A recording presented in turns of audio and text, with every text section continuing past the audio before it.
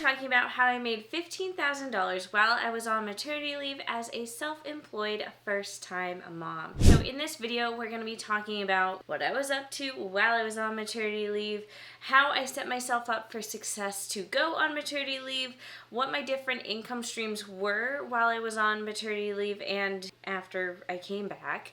And then I'll also be talking about how exactly that $15,000 breaks down in each of my income streams. So if that sounds good to you, make sure to stay tuned.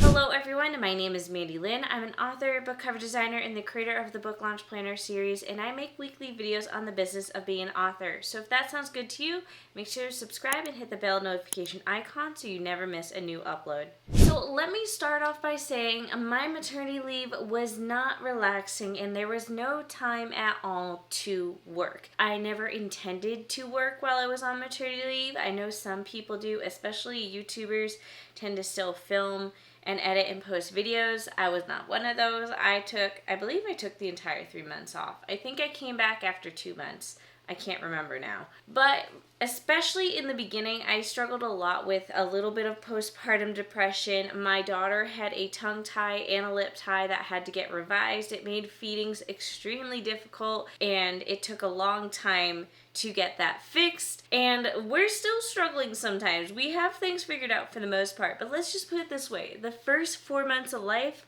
were really rough. I did not want to work most of the time, and even if I did want to work, I didn't have any time to work. If my daughter was awake, I needed to tend to her, and her naps were very short, and by the time she was down for the night, I was exhausted and I just wanted to sit on the couch and watch TV. So I was extremely thankful that long before I went on maternity leave and even before I got pregnant, I was really setting myself up for success to create passive forms of income. I feel like that is the biggest thing when you are self-employed, and especially down the line as you come to have less and less time to work on things, is passive incomes are huge. Now, passive incomes, they tend to require a lot of work up front, and so things like courses, books, all that kind of stuff. It requires a lot of work at the beginning, but once it's set up, you are able to kind of just talk about it, market it, and then it sells itself. So that is my number one tip if you are a mom and you want to have a maternity leave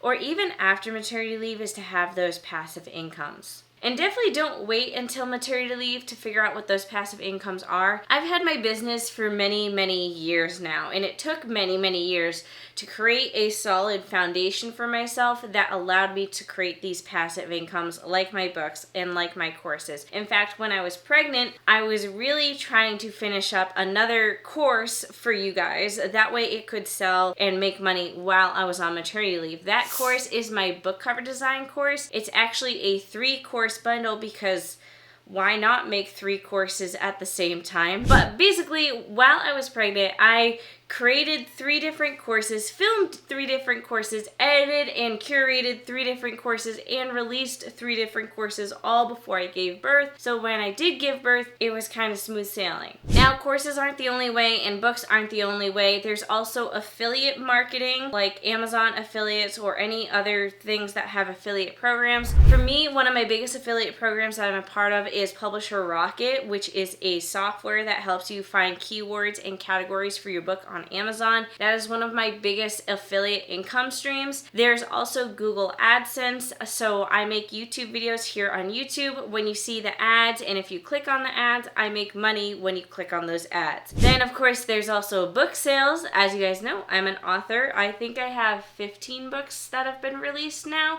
So obviously 15 books add up to something.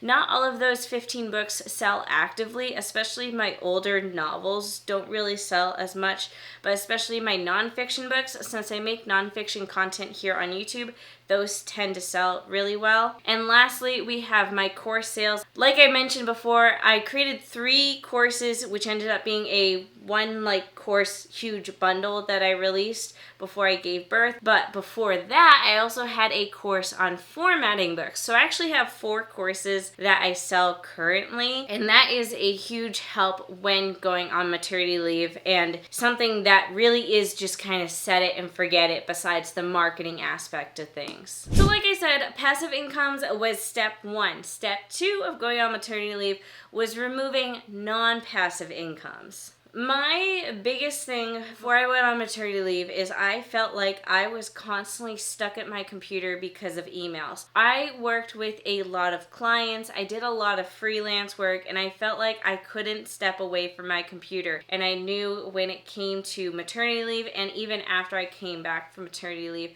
I wouldn't be able to check my emails as often. So there was a lot of things I had to take off of my plate. So number 1 was my Etsy store. As you guys know, I have writing stickers that I create. They're like word count stickers and editing stickers and just stickers that help you track your progress as a writer and kind of keep you motivated as a writer. So I sell these stickers on an Etsy store. Now, I could have potentially kept the store open and continued shipping orders, but I didn't want to worry about shipping. I didn't want to worry about my stores standing on Etsy if I didn't ship stuff quickly enough. So I put my Etsy store on vacation mode. So that was one less thing I had to worry about. The next thing was freelance work. I obviously wouldn't be able to work with clients while I was on maternity leave. There was 1 or 2 clients that I had to check in with a couple times while I was on maternity leave, but they understood I wasn't going to be on my email as much as usual and wouldn't be able to turn around as quickly as I was before maternity leave. So months and months and months before, I had to give my clients the heads up to let them know that there was going to be a time period where I was going to be inaccessible. That way I could get things wrapped up with them ahead of time or do some certain projects for them ahead of time. That required a lot of work. I have a ton of clients and I love my clients, but it was so stressful for me to make sure that everyone was going to be all set. I did not want me going on maternity leave to affect my clients' publishing dates because my clients are other authors just like me and they depend on me to have their book covers done and to have their books formatted, and I didn't want to screw up their publication dates. Luckily, I believe it all worked out in the end, but that's something that took months of planning ahead of time to make sure it was all well and done. And lastly, I stepped away from social media. Now, again, this is a step you don't have to take, but for my own mental health especially, I found it extremely helpful to not be on social media, even from a scrolling standpoint. Like, I don't tend to be on social media a lot to start with. Like, I'm really bad at posting on social media. I'm very consistent with my YouTube channel, but my Instagrams, I struggle with a little bit sometimes. So I stepped away completely. I said, I don't care if this makes my profile disappear into obscurity. I need a break and I need to focus on myself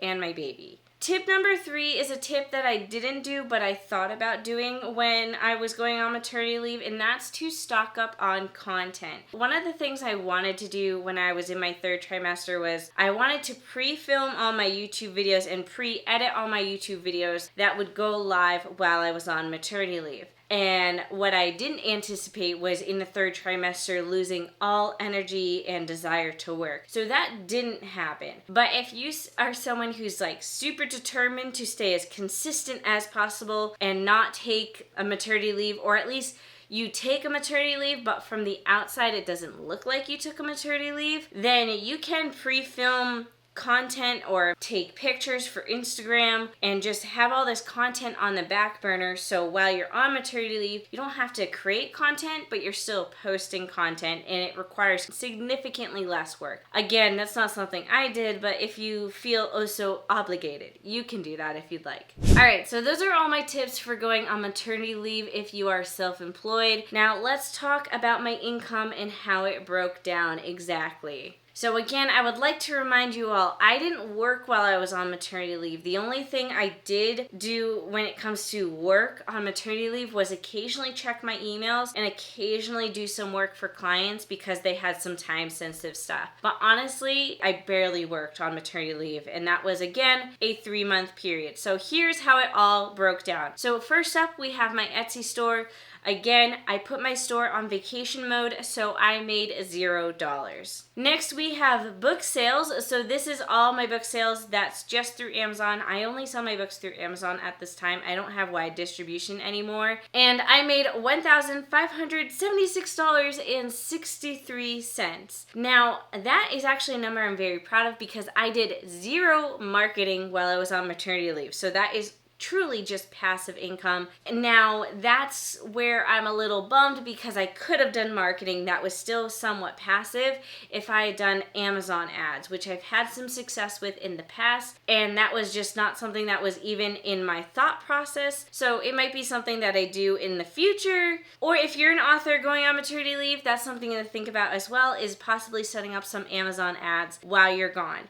Now, do note that Amazon ads aren't necessarily set it and forget it sort of things. You kind of want to check in on them at least once a week, but it's still pretty passive. Next, we have affiliate sales. I made $929.95. So again, I didn't do any new affiliate marketing while I was on maternity leave. That's just basically all my YouTube videos where I talk about the different softwares that I have affiliate programs for, and just these old YouTube videos that I posted months or possibly even years ago are making money in terms of affiliate sales. Then we have Google AdSense. I made $2,899.26, which is truly awesome because, like I said, I didn't post any new YouTube videos. This was all just old YouTube videos. Then we have course sales. This is what brought in the most money while I was on maternity leave, which was $8,952.02. Now, I will say the first month I was on maternity leave, I made a lot of money. The second month I was on maternity leave, made less money. And then third month I was on maternity leave, made significantly less money, which kind of to me shows how effective my YouTube videos are, or just posting on social media is in terms of selling my courses. So I can't just never post a YouTube video again and expect to keep making money, because all these passive incomes that I have do depend on me continuing to create content online. Last but not least, we have freelance work. I made $710, and I know what you guys are thinking. Mandy, you said you didn't do any freelance work besides doing some updates for clients.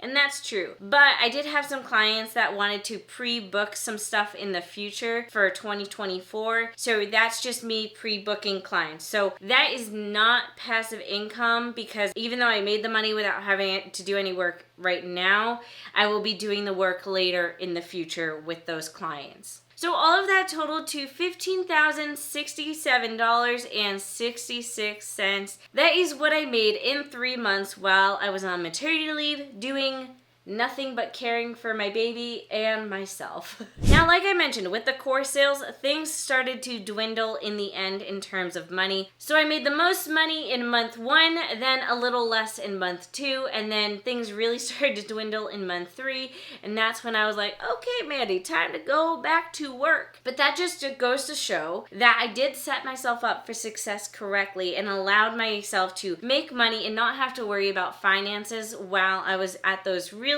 rough early stages of my daughter's life, which required a lot of attention. And it was nice to know that at least financially things weren't stressful. And now I'm able to jump back into things and navigate life working somewhat full-time while also caring for a baby full-time.